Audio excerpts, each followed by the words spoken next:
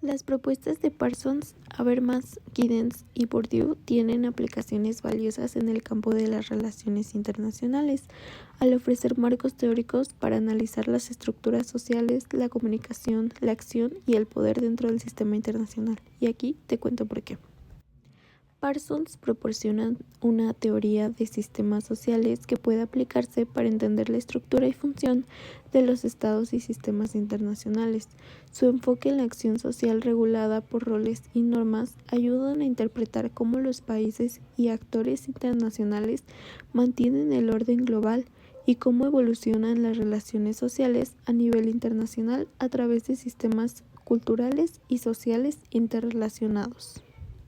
Mientras que la teoría de Habermas en la acción comunicativa es útil para analizar la gobernanza internacional y los procesos de diálogo y negociación entre naciones. También enfatiza la importancia de los sistemas legales y normativos en el derecho internacional y la gobernanza transnacional, lo que facilita la comprensión de la legitimidad y la cooperación entre estados en el sistema global. Mientras tanto, Giddens aporta con su teoría de la estructuración que ayuda a entender la dualidad entre estructura y agencia en las relaciones internacionales. Su concepto de desanclaje explica cómo las interacciones locales pueden desprenderse de contextos inmediatos para tener impacto global, así permitiendo analizar fenómenos como la globalización y los riesgos contemporáneos en escenarios internacionales. Bourdieu ofrece un enfoque relacional que evita dicotomías simplistas entre estructura y agencia. Su concepto de campo y el capital permiten estudiar cómo los actores internacionales ejercen poder y negocian en distintos niveles, resaltando la lógica de las prácticas y así el sentido práctico en la dinámica del poder internacional. Estas teorías se aplican de manera complementaria para analizar las estructuras, procesos comunicativos, prácticas sociales y relaciones de poder que configuran el sistema internacional contemporáneo. Cada una aporta una perspectiva particular para analizar la interacción entre actores estatales y no estatales en el área global. En conjunto, estas 4 teorías permiten abordar las relaciones internacionales desde ángulos complementarios que involucran sistemas sociales, comunicación y ética, estructuración social y dinámica de poder y dominación, enriqueciendo el análisis de la política, economía, cultura y seguridad globales. A continuación, pondré varios ejemplos. Uno de ellos es analizar las negociaciones comerciales internacionales como un campo donde los países compiten utilizando sus diferentes capitales económico y de influencia diplomática, y donde el hábitus de un diplomático influye en su estrategia. O como el análisis del sistema internacional, donde se puede ver el sistema internacional como un sistema social con subsistemas interrelacionados, como la diplomacia, la economía, la seguridad, donde se analizan los universales evolutivos, como el desarrollo tecnológico o la burocracia, que impulsan la adaptación y el desarrollo del sistema global.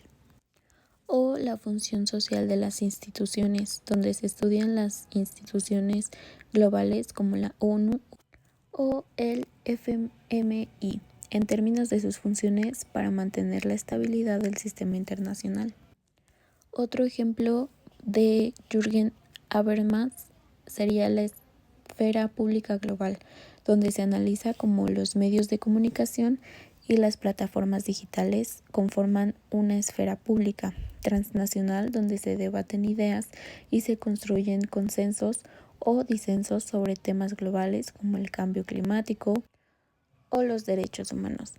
Otro sería la comunicación y legitimidad, donde se examina la legitimidad de las decisiones tomadas por actores internacionales, ya sean estados u organizaciones, a través del análisis de los discursos y la racionalidad de los procesos de deliberación. Algunos ejemplos de Anthony Giddens serían la teoría de la estructuración en las relaciones internacionales, donde se analiza cómo las prácticas de los actores, estatales y no estatales, crean y a la vez son moldeadas por la estructura del sistema internacional, donde se ejercen reglas, normas, etc. Otro sería la reflexividad y modernidad tardía, donde se estudia cómo la creciente reflexividad de los actores en un mundo globalizado, o sea, el riesgo y la desregularización, alteran la estructura internacional y las decisiones que se toman. Por ejemplo, en la respuesta a crisis como pandemias o crisis financieras.